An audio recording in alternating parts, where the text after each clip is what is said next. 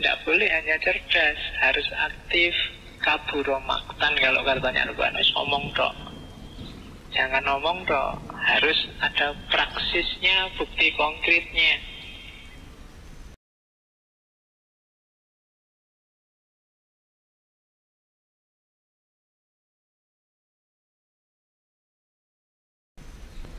Assalamualaikum warahmatullahi wabarakatuh. Kita berjumpa kembali di Kata Filsafat. Ini ajarannya lagi tentang 3 tipe manusia. Saya tidak tahu kalian ada tipe yang mana. Katanya Krishna, manusia itu ada 3 jenis. Ada manusia males, ada manusia aktif, ada manusia cerdas. Manusia males itu sifatnya lamban, ya kan? Bangun tidur, sudah melek, tidur lagi. Terus, ya kan, kalau mau apa-apa, ntar aja, nanti aja. Skripsi, ala tenang aja, masih semester 7, masih separuh jatahnya. Mau, ya kan, jatahnya kan 14, jadi santai aja, besok aja, tenang aja. Pokoknya apa-apa selalu begitu. Manusia lamban. Yang lain sudah sampai mana, dia masih ada di mana. Jadi, males. Ada manusia yang menggebu-gebu. Ya bahasanya aktif, tapi mungkin lebih tepat diartikan hiperaktif. Semangat pokoknya tiap hari menggebu-gebu, pengen A, pengen B, pengen C, cita-citanya apa, keinginannya apa, tidak jelas. Pokoknya tiap hari berapi-api. Ada tipe manusia kedua. Jadi yang satu malas, yang satu wah semangat. Yang ketiga ada manusia cerdas. Cerdas itu tidak sekedar pinter, tapi ngerti cara menggunakan kepinterannya. Cirinya biasanya jernih. Ada apa-apa dia mampu menganalisis. Katanya Krishna, orang yang lamban harus ditambah aktif, dan yang aktif harus ditambah cerdas. Dari situ manusia akan jadi manusia yang utuh, sempurna. Jadi jangan cuma cerdas, tapi harus aktif. Kalau cerdas saja, pinter saja, hanya teori, cuma debat di TV, paling banter hasilnya jadi komentator. Harus cerdas tapi aktif, bisa menjalankan, ya kayak komentator sepak bola itu. Dia pinter kalau komentari, tapi main bola sendiri ya pontang-panting dia. Teorinya bagus, tapi prakteknya dia tidak bisa. Kalau ceramah, daki-daki, saudara, kita harus membereskan perasaan kita. Kalbu kita harus diwangun, cuma ya prakteknya bodoh wae. Jangan tergoda oleh nafsu. Nafsu itu merusak. Kita harus lebih ngono, bariku rabi maneh. Oke, jadi tidak boleh hanya cerdas, harus aktif. Kaburo maktan kalau katanya Al-Quran, ngomong tok. Jangan ngomong tok, harus ada praksisnya, bukti konkretnya. Jadi, dan jangan aktif saja, juga harus reflektif, harus ditambah kejernihan. Jadi kalau kamu merasa dirimu malas, sekarang rajinlah, sekarang aktiflah. Dan kalau kamu merasa sudah aktif, cerdaslah. Kalau kamu sudah aktif dan cerdas, berarti kamu sukses jadi manusia. Itu kan nggak gampang jadi manusia itu. Kamu harus aktif dan cerdas. Kalau masih lamban, masih males, ya kamu belum jadi manusia yang benar. Ngapain Allah ngasih kamu akal, ngapain ngasih panca indera, ngapain ngasih kebebasan, wong kamu gunakan hanya untuk tidur dan nonton TV. Nggak ada gunanya. Ada banyak sekali kenikmatan Allah yang kamu dustakan. Katanya Ar-Rahman kan gitu. Fabi ayyi ala'i rabbikuma tukadziban. Kamu dustakan itu maksudnya bukan disangkal, tapi ngapain Allah capek-capek ngasih kamu akal, capek-capek ngasih kamu hati, capek-capek macam-macam alatmu, imajinasi, intuisi, tidak pernah dipakai. Jadi manusia yang cerdas, manfaatkan semua itu untuk kehidupanmu sendiri, untuk praksis.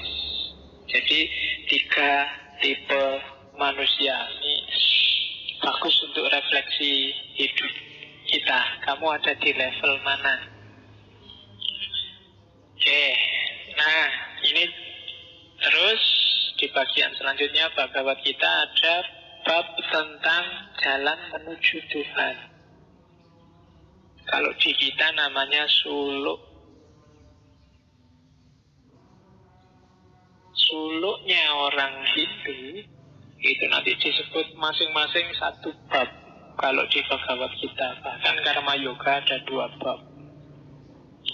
Jadi kalau kamu ingin nyampe ke Tuhan, ada 4 jalur.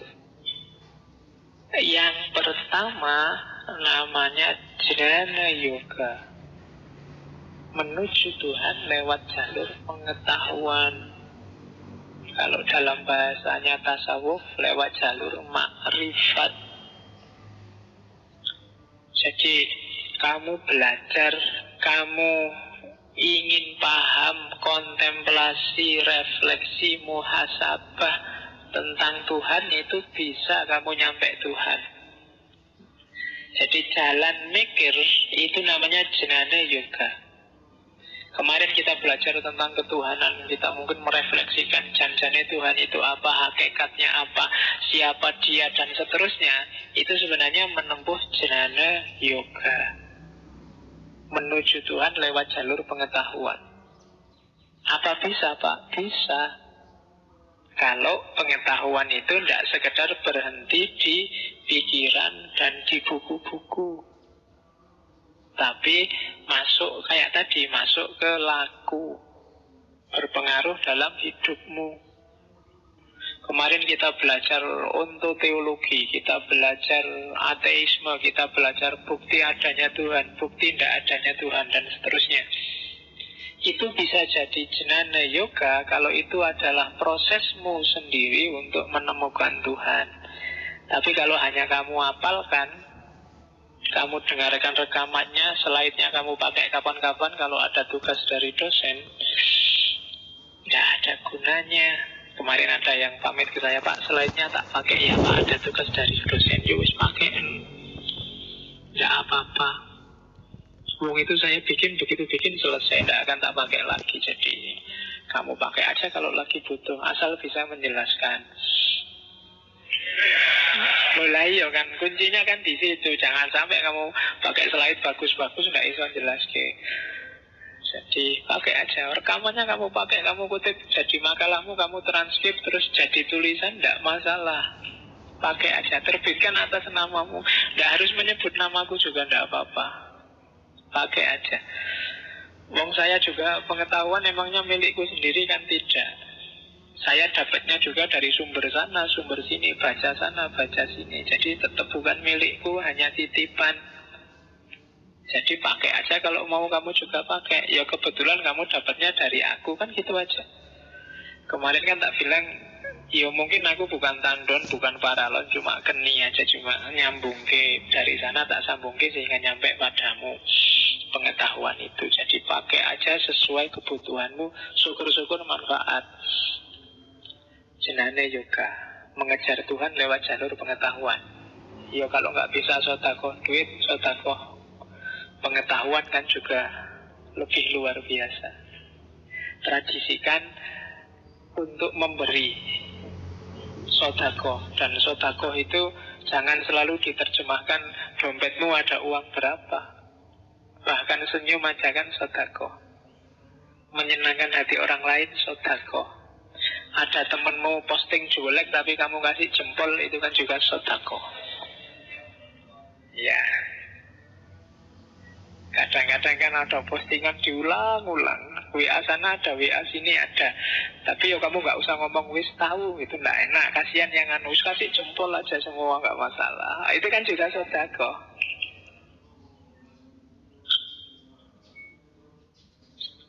Oke, yang kedua bhakti yoga. Kalau bhakti yoga kebalikannya jnana yoga. Kalau jnana yoga pakai akal pikiran, bhakti yoga pakai hati. Kita cintai Tuhan tanpa syarat. Jadi kita dekati dia lewat jalur cinta. Kita pasrahkan diri seutuhnya padanya. Kita ridhoi. Dan kita usahakan dia meridhoi kita. Bhakti yoga. Yang ketiga karma yoga. Kalau karma yoga ini semacam ibadah.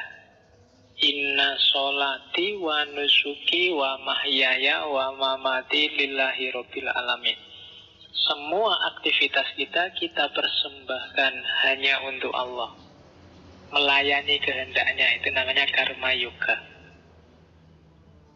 Lakukan tugasmu dan gak usah punya pamrih apa-apa. Lakukan ikhlas karena Allah semuanya, itu namanya karma yoga. Dan yang terakhir, raja yoga. Raja yoga ini yang biasanya dilakukan para sufi dengan uzlah, menarik diri dari dunia, meditasi, dan yang sejenisnya. Setiap orang harus menempuh jalan menuju Tuhan. Innalillahi wa inna ilaihi roji'un. Kamu perhatikanlah jalanmu, koreksilah hidupmu, temukan jati dirimu, biar kamu ngerti jalan yang pas untukmu apa. Kalau kamu sudah kenal, oh tipeku ini rodok suka mikir, Pak, suka baca buku, bukan tipe sufi yang main perasaan, yo ambillah jnana yoga. Kalau saya mikir agak susah, Pak. Saya bisanya pokoknya diperintah apa, ya tak jalankan. Ambil karma yoga. Saya orangnya main perasaan, Pak, agak sentimental, agak yo ambil bhakti yoga. Sesuaikan dengan kondisimu. Atau wah saya tidak bisa, Pak, kalau masih banyak orang, masih kumpul-kumpul, masih banyak godaan, masih ada HP, masih ada itu, susah, Pak. Saya ingin uzlah, Pak, meditasi. Ya monggo, ambil raja yoga. Pahami dirimu, terus ambil jalurmu. Dari situ nanti ketemulah man arofa nafsahu, akhirnya bisa arofa robbahu. Jadi karaktermu sebenarnya apa sih? Karakter saya males ya, Pak, kayak tadi ya. Yo, berarti ya kuncinya jangan males dulu, kan, itu aja. Aktiflah dulu, terus kenali tipemu tipe apa. Terus pilih salah satu jalur itu. Mungkin ambil jalur pengetahuan, karena betapapun kalian sudah terpaksa jadi mahasiswa, baca buku, berhadapan dengan doktor dan profesor, berhadapan dengan perpustakaan, sebenarnya jalur paling mudah untuk kita ya jalur pengetahuan. Cuma pengetahuannya jangan kering, pengetahuan yang hanya kejernihan di kepala, tapi juga kejernihan hidup berdasarkan pengetahuan. Itulah dari 4 jalur itu orang akan mencapai pencerahannya sendiri-sendiri. Oke, itu namanya 4 yoga. Orang yang bisa melakukan 4 ini namanya yogi. Jadi kalau kamu ambil jnana yoga, berarti kamu seorang yogi. Nanti ada yoga universal. Yoga universal itu 4-4-nya. 4 jalur diambil sekaligus. Hanya orang tertentu yang bisa. Jadi yoga itu jangan selalu diartikan orang pakai baju melekat terus latihan senam apa kayak sekarang, kan gitu yoga itu. Bukan itu. Jadi itu sebenarnya aktivitas untuk mendekatkan diri pada spiritualitas, pada Tuhan. Oke, kalau di Bhagavad Gita ada 4. Terus ini yo istilahku sendiri, relativitas nilai. Jadi di Bhagavad Gita ada asumsi bahwa Yang itu nanti mendasari sistem kasta. Setiap orang itu punya bakat, punya kemampuan, punya kapasitas, punya potensi yang beda-beda. Apapun itu.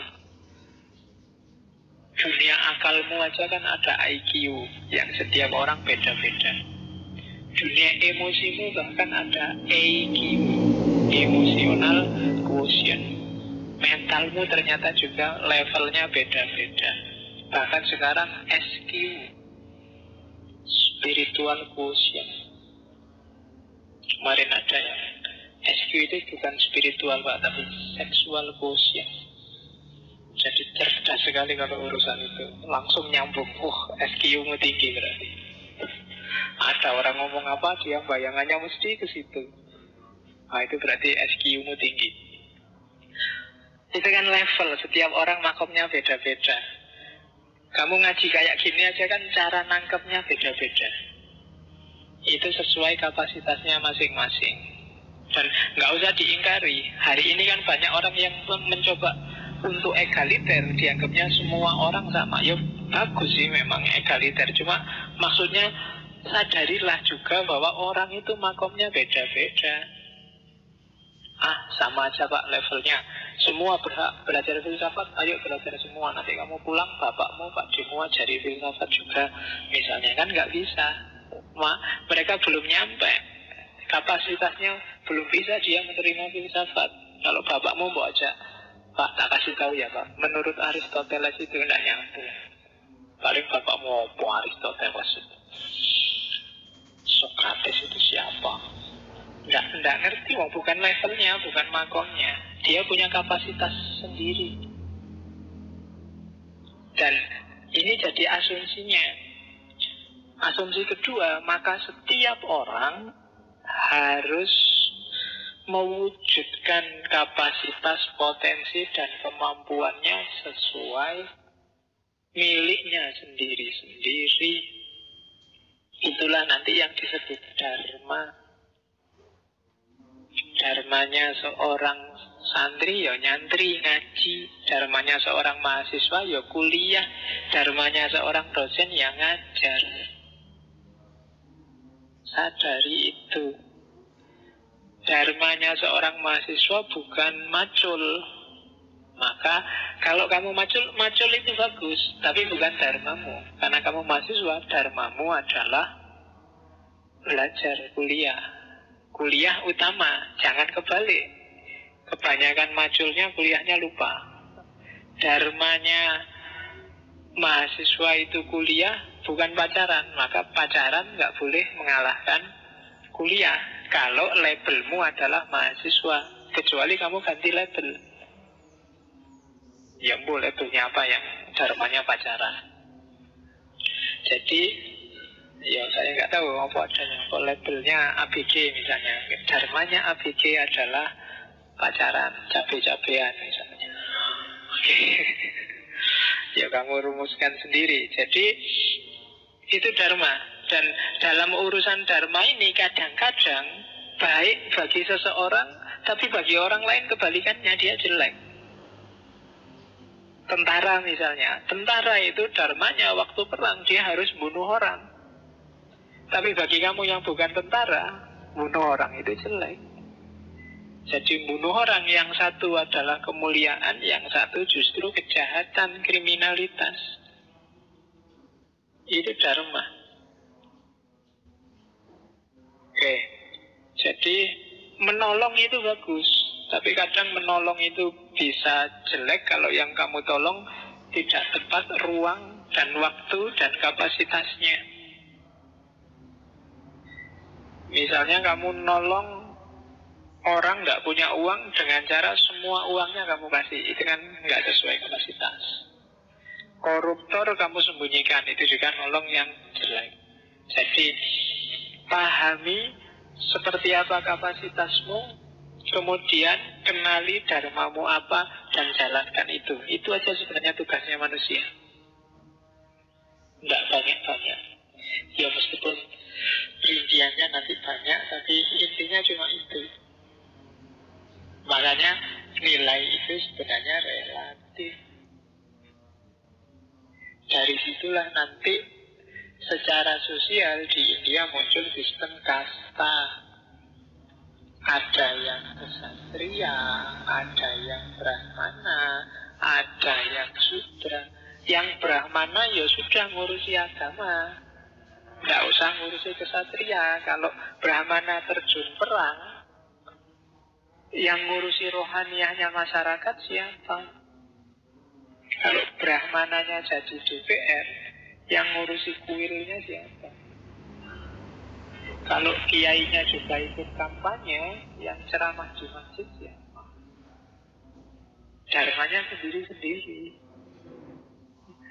Oke, yang demo cukup mahasiswanya, dosennya nggak bisa. Misalnya, dharmanya beda-beda. Kalau dosennya juga ikut turun ke jalan, nah yang di kampus siapa satu-satu? Dosennya juga di jalan demo, mahasiswanya juga di jalan demo. Nah, yang di kampus tinggal tukang parkir sama TU. Jadi kenali dharmamu masing-masing.